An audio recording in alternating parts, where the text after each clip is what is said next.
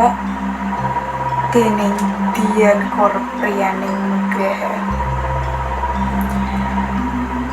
Rasah sok keminter, aku kuwi wong pinter.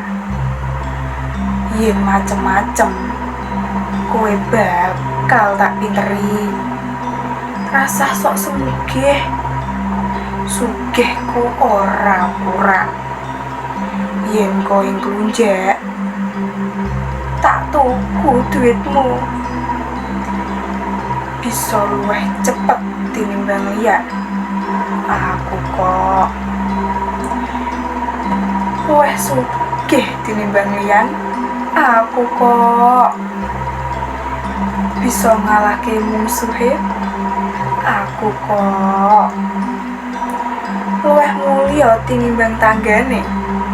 Aku kok terus-terusan umuk sing terus-terusan.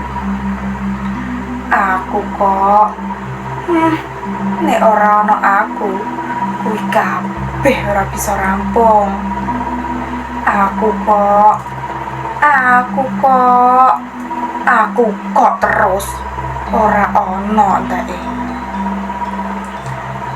Wis tau petuk karo manungsa sing wujude kaya ngono? Wangsulana ning atimu dhewe. Apa malah durung tau petuk?